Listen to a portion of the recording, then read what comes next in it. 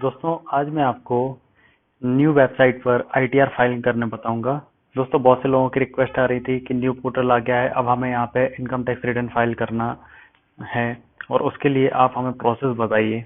तो दोस्तों आज मैं आपको आईटीआर 1 कैसे फाइल करेंगे वो मैं आपको बताऊंगा।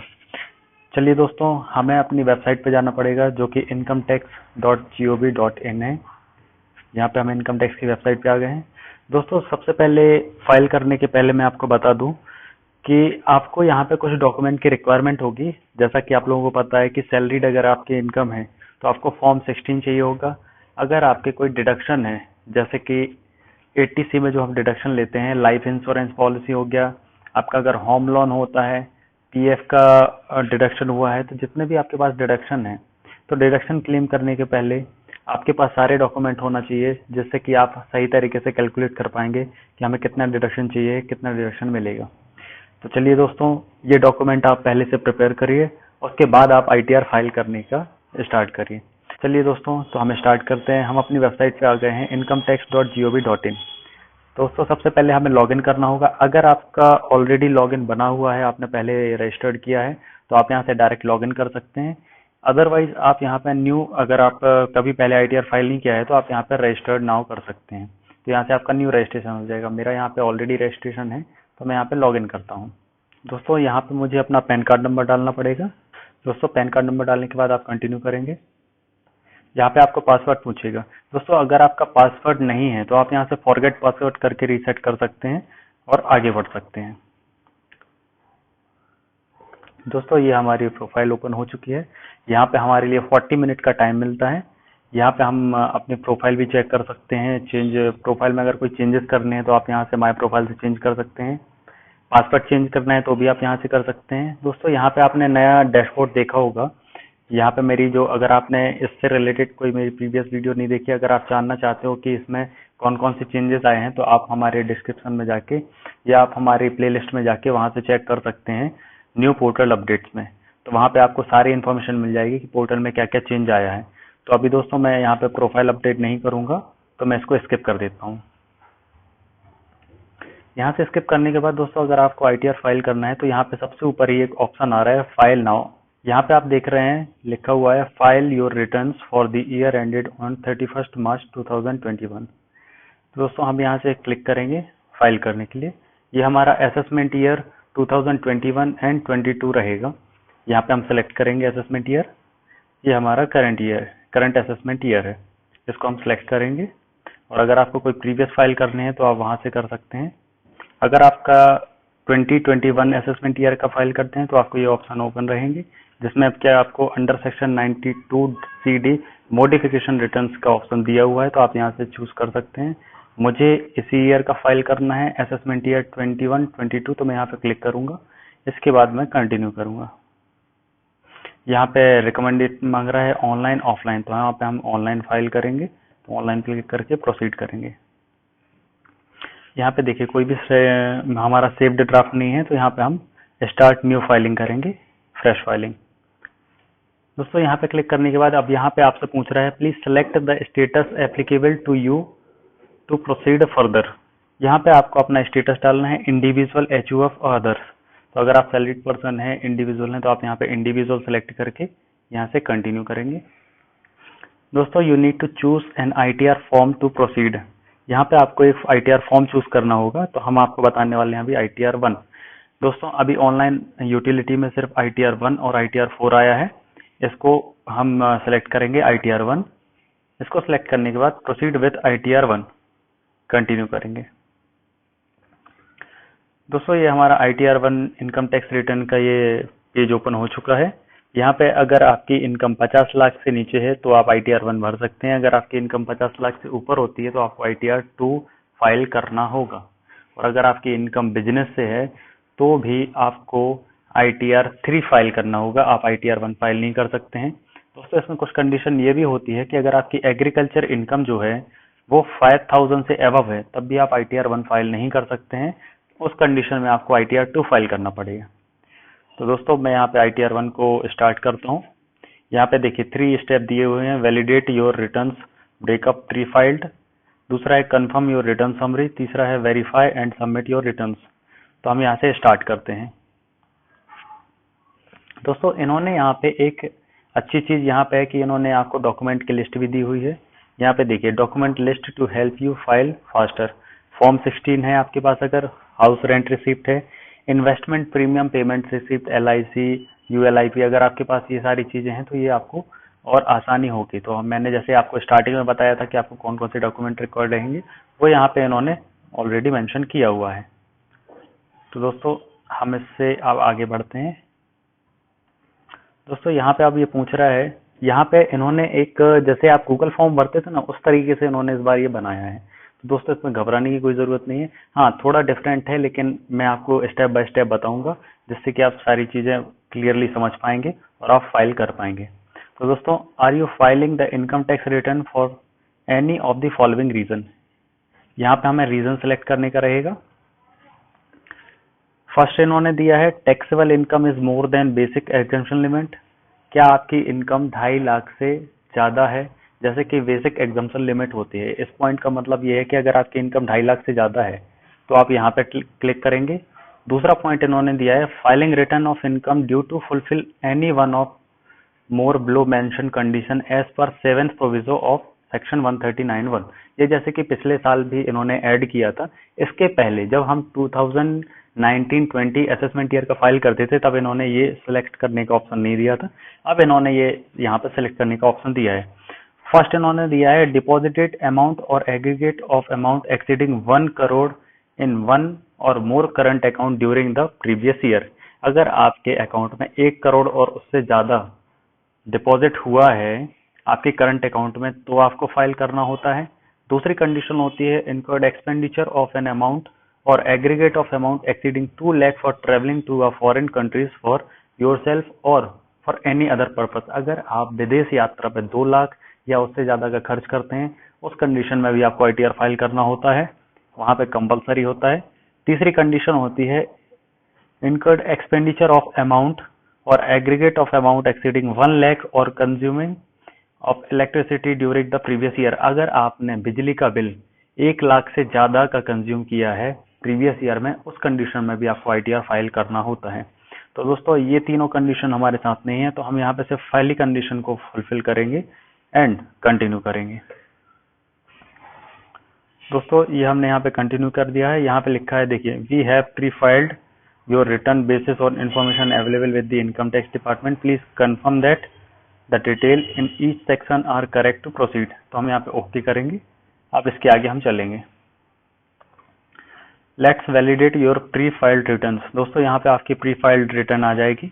यहाँ पे अभी सारा 0 आ रहा है। अगर आप सैलरीड पर्सन है और आपको सैलरी मिलती है और आपको कोई कंपनी से फॉर्म 16 जनरेट होता है, तो आपको यहाँ पे gross total income, total deduction, ये सारी चीजें दी हुई होंगी।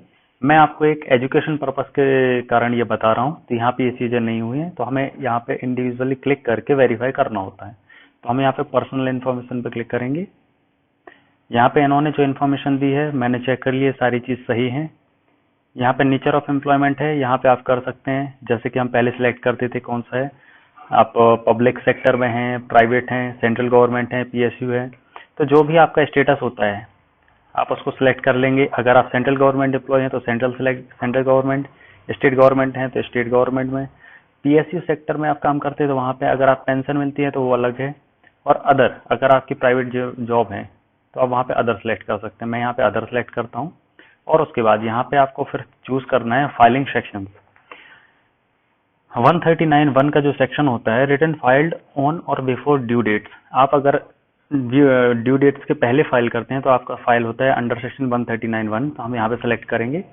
139(4) होता है related return file after due date. ये हमें तब सेलेक्ट करना होता है जब हमारे date under section 139(4) related return filed after due date. ये हमें तब फाइल करना होता है जब हमारी ड्यू डेट खत्म हो गई हो और उसके बाद हम जब फाइल करते हैं तब हमें ये सिलेक्ट करना होता है। और अगर हमारा एक बार फाइल हो चुका है और हमें रिवाइज फाइल करना होता है तब हम सेलेक्ट करते हैं अंडर सेक्शन 139(5), जब भी हमारी कोई मिस्टेक हो जाती है। और एक और होता है 119 subsection 2 subsection B.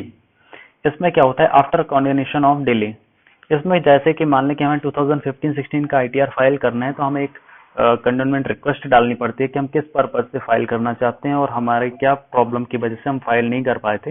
In that case आप यहाँ पे सिलेक्ट करके फाइल कर सकते हैं। दूसरा होता है आप किसी भी नोटिस के रिस्पॉन्स में फाइल करते हैं तो ये मल्टीपल है। ये सारी चीजें भी आपको अगर आप कमेंट बॉक्स में लिखिए, अगर आपको जरूरत है, आप जानना चाहते हो कि अगर हमें कोई नोटिस मिला है तो उसके अगेंस्ट में फाइल करना है, तो मैं उस पर आपको एक सेपरेट वीडियो बता दूंगा। यहाँ पे मल्टीपल सेक्शंस हैं तो इसमें वीडियो लंबी हो जाएगी, इसलिए मैं इसको शॉर्ट्स में आपको जो भी इंपॉर्टेंट चीजें हैं वो वहाँ पे बताते जाता हूँ। हम यहाँ पे 139(1) के अंडर में सिलेक्ट करके इसको प्रोसीड करेंगे। Are you opting for new tax regime under section 115 BAC? अभी जो न्यू रिग्मा आया है टैक्स रिग्मा, क्या आप उसको चूज करना चाहते हो? दोस्तों उसके लिए मैं एक सेपरेट वीडियो बनाऊंगा। न्यू रिग्मा क्या है और ओल्ड रिग्मा क्या है, जहाँ पे टैक्स की प्रॉब्लम आई है, मतलब आपको प्रॉब्लम हो सकता है कि पहले हमें 20% देना पड़ता था 5 लाख से 10 लाख के बीच में, अब उनके स्लैब्स चेंज हुए हैं। तो उसके लिए अगर आप जानना चाहते हैं तो मेरी एक दूसरी वीडियो है, आप उस पर क्लिक करके सारी डिटेल जान सकते हैं। अभी हम यहाँ पे ऑप्ट नहीं करना चाहेंगे न्यू वाले को, तो यहाँ पे नो सेलेक्ट करते हैं। अगर आप चाहते हैं कि न्यू रिग्मा में जाना है तो आप यहाँ पे यस कर सकते हैं।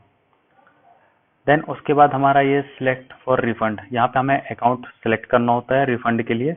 Refund will not to be transfer to the bank account unless it is pre validate. आपका रिफंड ट्रांसफर नहीं होगा अगर ये प्री वैलिडेट नहीं होता है। तो ये यहाँ पे बहुत ही इंपॉर्टेंट नोटिस दिया हुआ है इन्होंने, आपको अपना अकाउंट प्री वैलिडेट कराना होगा, उसके बाद ही आप यहाँ पे फाइल करें। तो दोस्तों एक बार हम इसको फिर से चेक कर लेंगे। यहाँ पे हमने सारी चीजें देख ली हुई हैं, सारी चीजें सही होने पर हम इसको आगे प्रोसीड करेंगे।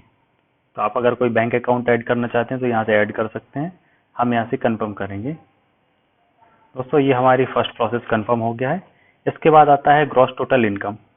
दोस्तों ये सेकंड ऑप्शन रहेगा जहाँ पे हमें अपनी डिटेल भरनी होगी। देखिए यहाँ पे फर्स्ट लिखा है, are you eligible to claim exemption in respect of expenditure incurred on cost of travel और टूर और transfer maintenance of uniform.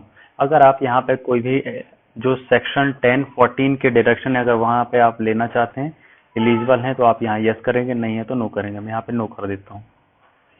Are you eligible to claim exemption in respect of special compensatory allowance, children education allowance and hotel allowances. अगर यहाँ पे भी आप available होता है, अगर आपको कोई क्लेम है तो आप यहाँ पे यस करेंगे, अदरवाइज नो करेंगे। हम यहाँ पे नो करेंगे। थर्ड है, are you eligible to claim exemption in respect of house rent allowance. जो आपको HRA मिलता है, क्या आप उसको लेना चाहते हैं या नहीं, या आपको उसके एलिजिबिलिटी है या नहीं। अगर आपको HRA मिलता है तो आप यहाँ पे यस कर देंगे, अगर नहीं मिलता है तो नो करेंगे। अगर आप यहाँ पे यस करेंगे तो आपको जो HRA का अमाउंट है वो आपको यहाँ पे लिखना होगा, तो यहाँ पे हम नो कर देंगे, अभी हमारे लिए एलिजिबल नहीं है। तो are you eligible to claim exemption in respect of leave travelling allowance. अगर आपको LTA मिलता है तो भी आपको यहाँ पे यस और नो करना है। अगर आप यस करते हैं तो यहाँ पे अमाउंट डालना पड़ेगा, नो करते हैं तो कोई दिक्कत नहीं है, आप उसको आगे बढ़ा सकते हैं। Are you eligible to claim any other exemption from salary. अगर आप कोई और अदर एग्जम्पशन लेना चाहते हैं या आपको लगता है कि एग्जम्पशन मिलेगी तो आप यहाँ पे यस कर देंगे, अदरवाइज आप नो करेंगे। यहाँ पे अगर कोई इन जो अभी इन्होंने दिया था इसके अलावा अगर कोई एग्जम्पशन होती है और आप वो लेना चाहते हैं तो आपको यहाँ पे ये यस करके मिलेगा। यहाँ पे देखिए एग्जम्पशन के लिए टिक करना होगा, आप एग्जम्पशन टाइप यहाँ पे टिक करेंगे और आपको सारी चीजें यहाँ पे अमाउंट डालना पड़ेगा। यहाँ पे मल्टीपल सेक्शन दिए हैं, जैसे section 10(6) remuneration received as an official by whatever name called of an embassy, high commission etc। तो यहाँ पे मल्टीपल टाइप्स के सेक्शंस दिए हुए हैं। अगर आप यहाँ पे कोई भी आपका डिडक्शन क्लेम कर सकते हैं, एलिजिबल हैं, तो आप यहाँ पे उसको यस टिक करके अमाउंट डालेंगे, देन आप आगे कर सकते हैं। तो यहाँ पे हम नो ही करेंगे, हम यहाँ पे कंटिन्यू करेंगे। दोस्तों ये इन्होंने बहुत ही अच्छा बनाया है, क्वेश्चन फॉर्मेट में बनाया है। आप सारे क्वेश्चंस के जवाब देते जाइए, फिर आपको सारी चीजें यहाँ पे इन्फॉर्मेशन मिलती जाएगी। दोस्तों यहाँ पे अब ऑटोमेटेड फाइल आ गया है, यहाँ पे GTI आ गया है। हम यहाँ पे एडिट करेंगे, यहाँ पे हमें इनकम अगर GTI ग्रॉस सैलरी एडिट करनी है, हम यहाँ पे एडिट करेंगे। दोस्तों यहाँ पे आप अपनी सैलरी डाल सकते हैं, जैसे यहाँ पे मैं डाल देता हूँ फॉर एग्जाम्पल 4 लाख रुपीज। आपकी जो भी फॉर्म 16 में सैलरी होती है अंडर सेक्शन 17(1), तो आप यहाँ पे वो इनकम डालेंगे और इसको ये ऑटोमेटिक यहाँ पे कैलकुलेट कर लेंगे। आपको अदर जो भी जिस सेक्शन में मिलता है, अगर आपकी value of as per section 17(2) है तो आप वहां पे डालेंगे। अगर आपकी profit in use of salary as per section 17/3 है, सब सेक्शन 3 है, तो आप यहाँ पे डालेंगे। मैं यहाँ पे 17(1) है तो यहाँ पे डाल देता हूँ 4 लाख रुपए। देन इसके बाद आप यहाँ पे लेस एग्जाम्पशंस कर सकते हैं। यहाँ पे आप सिलेक्ट एग्जाम्पशन कर सकते हैं, जो भी आपको एग्जाम्पशन चाहिए है। आपका एचआरए होता है तो आप यहाँ पे एचआरए के लिए एग्जाम्पशन कर सकते हैं। अगर कोई दूसरी एग्जाम्पशन है, जैसे लीव ट्रेवलिंग अलाउंस है, आप यहाँ पे लीव ट्रेवलिंग अलाउंस लिखेंगे। देन आप यहाँ पे अमाउंट डाल सकते हैं। यहाँ पे एरर आ रहा है, देखिए क्या है, please enter amount against nature of exemption allowance. तो हमने जहाँ पे पहले नो किया था, अगर हम वहाँ पे यस करते तो हमारे लिए यहाँ पे ओपन रहता, अदरवाइज हमें यहाँ से डिलीट कर देना है। हम यहाँ से डिलीट कर देंगे, हमें इसको पहले सिलेक्ट करना होता है, जो कि मैंने आपको बताया था, वहाँ सिलेक्ट नहीं की थी। दोस्तों अब इसके बाद हमें मिलती है एक स्टैंडर्ड डिडक्शन। ये आप लोगों को पता होगा, जैसे प्रीवियस था यहाँ पे भी स्टैंडर्ड डिडक्शन मिली है। इसके बाद होता है प्रोफेशनल टैक्स। हम यहाँ पर डाल देंगे प्रोफेशनल टैक्स, जैसे 1250 है, हम यहाँ पे 1250 डाल देंगे। इसके बाद हम करेंगे सेव। दोस्तों सेव करने के बाद हमारा जो नेक्स्ट ऑप्शन खोलेगा वो हम देखते हैं। यहाँ पे 4 लाख रुपए हमारी इनकम थी, 51,250 रुपीज का डिडक्शन हुआ। 3,48,750 हमारी income chargeable under the head of salary आ चुकी है। इसके बाद अगर हमारी कोई इनकम फ्रॉम हाउस प्रॉपर्टी है तो हम यहाँ से डिटेल डालेंगे। तो यहाँ पे जैसे ही हम ऐड करते हैं, यहाँ पे टाइप आ जाता है, सेल्फ ऑक्यूपाइड आप कर सकते हैं। यहाँ पे हमने सेल्फ ऑक्यूपाइड किया है। इसके बाद आपकी जो भी इनकम है आप यहाँ पे डाल सकते हैं। और दूसरी चीज, यहाँ पे जो हम लोन लेते हैं उसका बोरोड करते हैं, अगर हमारा कोई लोन चल रहा है होम लोन, तो उसका जो इंटरेस्ट पेमेंट आप करते हैं यहाँ पे डाल सकते हैं। सपोज दैट मैंने 20,000 रुपीज का इंटरेस्ट पे किया है तो ये हमें डिडक्शन मिल जाती है, हम यहाँ पे 20,000 रुपीज डाल सकते हैं। फिर ये माइनस फिगर आपको यहाँ पे दिख रहा होगा, ये माइनस फिगर है क्योंकि ये हमें डिडक्शन मिलता है, तो हम यहाँ पे ऐड कर देंगे। जैसे ही हम ये ऐड करेंगे, आप यहाँ पे नीचे देखेंगे कि देखिए दोस्तों, यहाँ पे ये 20,000 रुपीज ऐड हो चुका है माइनस फिगर का। दोस्तों इस तरीके से हमारी income from house property add हो जाएगी।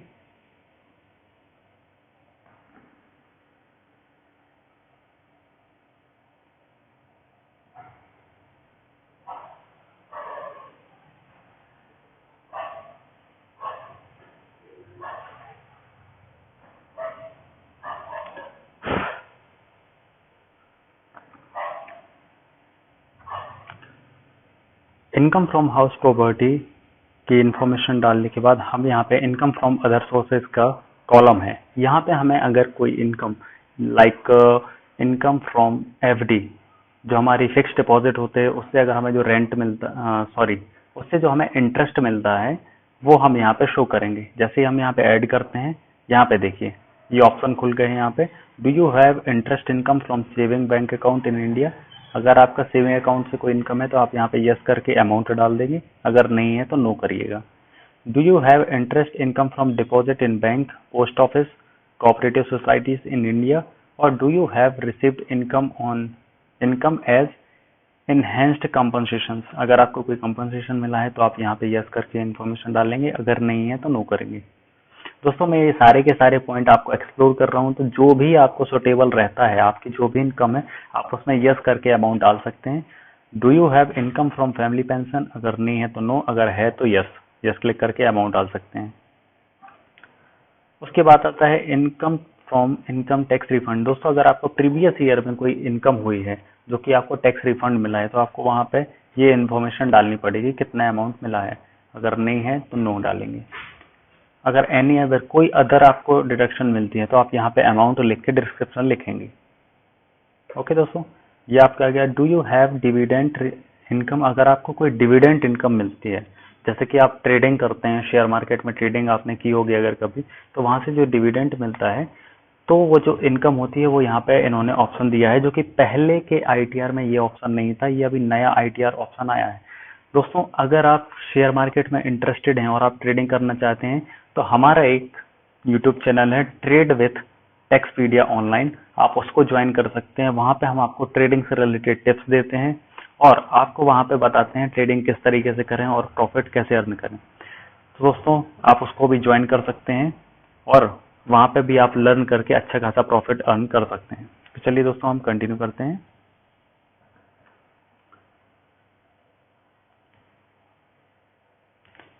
दोस्तों अब हमारे पास इनकम फ्रॉम अदर सोर्सेज की भी डिटेल हो चुकी है। एग्जम्प्ट इनकम, एग्जम्प्ट इनकम में वो इनकम होती है जो कि सिर्फ हम रिपोर्टिंग पर्पज से देते हैं, उस पर हमें कोई टैक्स नहीं देना होता है। तो यहाँ पे हम नेचर ऑफ इनकम डालेंगे, जैसे कि यहाँ पे दिया हुआ है एग्रीकल्चर इनकम, यहाँ पे 5000 रुपीज तक का दे सकते हैं हम। उसके बाद जो अदर यहाँ पे दिया है आप section 10 OBC, sorry section 10/10BC, any amount from central and state government local authority by way of compensation on account of any disaster. अगर आपको कोई कंपनसेशन अमाउंट मिला है जो कि डिजास्टर से, जैसे कोविड रिलीफ में अगर आपको कंपनसेशन मिलता है या कोई अमाउंट मिलता है, तो वो आप यहाँ पे डिडक्शन ले सकते हैं। इस तरीके के बहुत सारे यहाँ पे, जैसे स्टैट्यूटरी प्रोविडेंट फंड रिसीव, आपको PF रिसीव हुआ है, रिकॉग्नाइज प्रोविडेंट फंड रिसीव हुआ है, तो वो सारे की सारे आप यहाँ पे डिडक्शन ले सकते हैं। तो दोस्तों इसको अभी हमें नहीं करना है, तो हम इसको कैंसिल कर देते हैं। यहाँ पे ऐड का ऑप्शन है, यहाँ पे ऐड जब तक आप नहीं डालेंगे ऐड नहीं होगा, तो यहाँ से हम कैंसिल करेंगे। हमारे कोई अदर एग्जम्पशन इनकम नहीं है, तो हम इसको कैंसिल करके आगे बढ़ेंगे। दोस्तों जैसे ही हम इसको कैंसिल करके आगे बढ़ते हैं, यहाँ पे देखिए कंफर्म का आया, हम इसको डिटेल को कंफर्म करेंगे। ये हमारी डिटेल यहाँ तक कंफर्म हो चुकी है। हमारे यहाँ पे 2 स्टेप कंप्लीट हो चुके हैं। दोस्तों इसके बाद तीसरा स्टेप है टोटल डिडक्शन। यहाँ पे दोस्तों हमारी टोटल डिडक्शन जो होती है वो यहाँ पे आ जाती है। यहाँ पे हमें कुछ इन्फॉर्मेशन देनी पड़ेगी। Are you eligible to claim any deduction for donate paid. अगर आपने कहीं डोनेशन दिया है तो उसके लिए क्या आप एलिजिबल हैं? अगर आप हैं तो यहाँ पे यस करिएगा, अगर नहीं है तो आप यहाँ पे नो करिएगा। यहाँ पे देखिए यस करते हैं तो यहाँ पे लिखा है donation schedule for section 80G is required to be filed. तो हमें 80G का फाइल करना पड़ेगा, हम उसको भी देखेंगे आगे किस तरह से फाइल होता है। यहाँ पे हम नो करेंगे, ठीक है। उसके बाद आता है are you eligible to claim any deduction for donation paid for scientific research और रूरल डेवलपमेंट। अगर आप कोई साइंटिफिक रिसर्च और रूरल डेवलपमेंट में करते हैं तो यहाँ पे हमें डोनेशन का वहाँ दिखाना पड़ेगा। तो ये सारे के सारे डोनेशन की डिडक्शन है, आप यहाँ पे देख सकते हैं 80G का है, रेफर 80C। आप देखिए यहाँ पे are you eligible to claim deduction in respect of payment made toward life insurance premium और पब्लिक प्रोविडेंट फंड और 5 year tax saving fix deposit. अगर आप यहाँ पे देखेंगे, अगर आपका कोई 80C में डिडक्शन है तो आप यहाँ पे यस करेंगे और यहाँ पे अमाउंट डाल देंगे। जैसे मान लेते हैं सपोज दैट मैंने 1,20,000 रुपीज का डिडक्शन है, तो मैं यहाँ पे 1,20,000 रुपीज यहाँ पे फिल कर दूंगा। इसके बाद अगर आपका कोई डिडक्शन अंडर सेक्शन 80CCD में होता है, जिसमें कि are you eligible to claim deduction under section 80CCD2 contribution to pension scheme of central government by employer. अगर कोई आपके एम्प्लॉयर कुछ सेंट्रल पेंशन स्कीम में अगर आपके एम्प्लॉयर सेंट्रल पेंशन स्कीम में कुछ भी अमाउंट ट्रांसफर करते हैं, वहां पे आपके बिहाफ पे डिपॉजिट होता है, तो उसका भी आप यहाँ पे क्लेम कर सकते हैं। इसके बाद है are you eligible to claim deduction in respect of payment made toward medical insurance premium. अगर आपका मेडिकल इंश्योरेंस प्रीमियम है, आपने कोई इंश्योरेंस पॉलिसी ली है, तो आप उसमें जो भी प्रीमियम देते हैं वो यहाँ पे आप डिडक्शन ले सकते हैं। दोस्तों डिडक्शन से रिलेटेड एक मैंने वीडियो बनाया था जिसमें कि complete concept of income tax दिया है, आप उसको प्रेफर करिएगा। आप उस वीडियो में जान पाएंगे कि आपको कौन कौन से डिडक्शन मिलते हैं और कितने प्राइस तक का आपको डिडक्शन मिलता है। तो वहां पे आप लोगों ने अगर वो वीडियो नहीं देखी है तो वो आपको मैं डिस्क्रिप्शन में दे दूंगा, वहां से वो वीडियो देख सकते हैं। उसमें आपको काफी डिटेल में ये सारी चीजें एक्सप्लेन की हुई हैं। इसके बाद है are you eligible to claim any other deduction. अगर आप कोई दूसरी डिडक्शन क्लेम करने के लिए एलिजिबल हैं तो आप यहाँ पे कर सकते हैं, जैसे कि 80CC, यहाँ पे payment in respect of pension funds, यहाँ पे बहुत सारी डिडक्शन दिए हुए हैं। अगर आपका कोई भी डिडक्शन यहाँ पे होता है, सपोज दैट आपका interest on saving bank account in case of other than resident senior citizen, तो आप यहाँ पे टिक करेंगे और सिंपली यहाँ पे अमाउंट पुट कर देंगे। दोस्तों ये डिडक्शन क्लेम करने के बाद यहाँ पे आप कंटिन्यू करेंगे। दोस्तों अब हमारे 3 स्टेप पूरे हो चुके हैं। टोटल डिडक्शन का हमारे यहाँ पे आ चुका है कि हमने डिडक्शन कितना लिया है। देखिए 80C में हमारा 1,20,000 का आ गया, 80D में हमने कुछ भी नहीं डाला था इसलिए यहाँ पे 0 है। इसके बाद if you are entertain any other claims please select to claim such eligible deduction. आपको अगर 80G का डिडक्शन चाहिए तो आप यहाँ पे ऐड कर सकते हैं। आपको 80TA का डिडक्शन है जो कि 10,000 रुपीज होता है, interest on saving bank account आप यहाँ पे कर सकते हैं। आपको certain donations of scientific research और रूरल डेवलपमेंट्स, अगर यहाँ पे कोई आपके डोनेशन है तो आप यहाँ से ऐड करके डिडक्शन ले सकते हैं।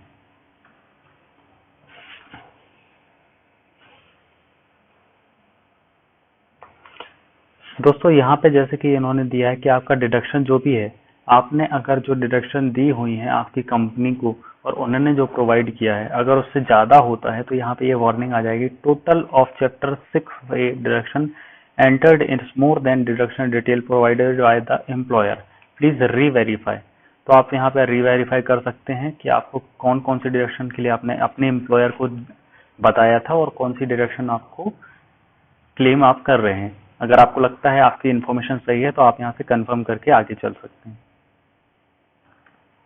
दोस्तों अब हमारे यहाँ पे हमने टोटल डिडक्शन भी क्लेम का डाल दिया। इसके बाद आता है टैक्स पेड का। टैक्स पेड का हम यहाँ पे क्लिक करेंगे।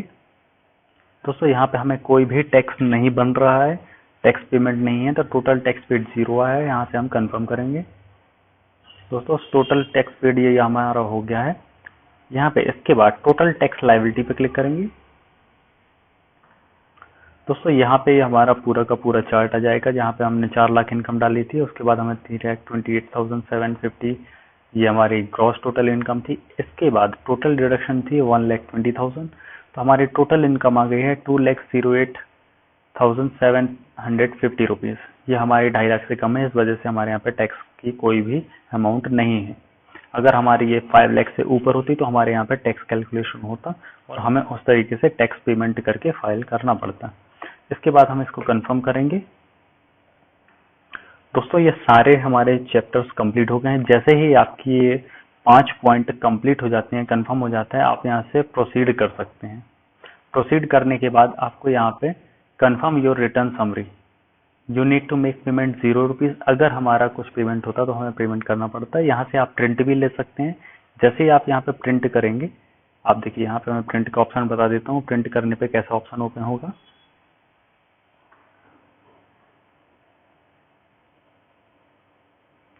दोस्तों इस तरीके से ये प्रिंट करने का ऑप्शन आ जाता है। आप इसको एज अ सेव भी कर सकते हैं और इसको आप डाउनलोड करके भी रख सकते हैं। मैं यहाँ पे कैंसिल कर देता हूँ, मुझे इसको डाउनलोड नहीं करना है। इसको करने के बाद आप प्रीव्यू ऑफ रिटर्न करेंगे। इस तरीके से जैसे ही आप प्रीव्यू ऑफ रिटर्न करेंगे, यहाँ पे डिक्लेरेशन मांगेगा। आप यहाँ पे आई पे क्लिक करके वेरीफाई करने का सेल्फ यहाँ पे डालेंगे। आप यहाँ पे अपने फादर का नाम डालेंगे। इसके बाद यहाँ पे अगर आप टैक्स रिटर्न प्रिपेयर किसी से आप प्रिपेयर करा रहे हैं तो आप यहाँ पे उसका आइडेंटिफिकेशन नंबर डालेंगे, नेम ऑफ TRN डालेंगे, TRP डालेंगे, जो भी टैक्स प्रिपेयर कर रहा है। तो दोस्तों इस तरीके से ये ITR 1 का प्रोसेस है। यहाँ पे आप जैसे ही प्रोसीड टू करेंगे, ये प्रीव्यू एंड सबमिट का आ जाएगा। यहाँ से आपका देखिए पूरा का पूरा यहाँ पे ओपन हो चुका है। यहाँ पे हमारा प्रीव्यू आ चुका है हमारे फॉर्म का। यहाँ पे टोटल इनकम, हमारी सारी चीजें यहाँ पे शो हो रही हैं। कितनी चीज हमने क्लेम की है, कितनी नहीं की है, कौन सा हमारा अकाउंट वैलिडेशन है, कितना टैक्स लगेगा। इस तरीके से दोस्तों टैक्स रिटर्न फाइल का आप प्रिपेयर कर सकते हैं। और इसके बाद हम जैसे ही प्रीव्यू आता है, प्रोसीड टू वैलिडेट करने का आएगा। आप यहाँ पे प्रोसीड टू वैलिडेट करेंगे और यहाँ पे हम देखते हैं प्रोसीड टू वैलिडेट करने पे क्या होता है, वैलिडेशन सक्सेसफुल।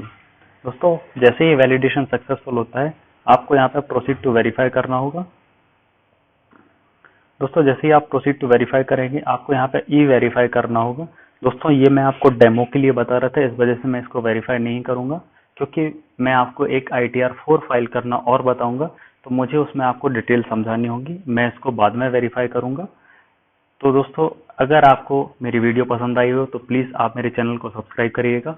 आने वाले टाइम में मैं आपको ITR 4 कैसे फाइल करते हैं, किस तरीके से हम न्यू स्कीम में फाइल करेंगे तो कितना टैक्स लगेगा, ओल्ड स्कीम में फाइल करते हैं तो कितना टैक्स लगता है, ये सारी डिटेल मैं आपको बताऊंगा।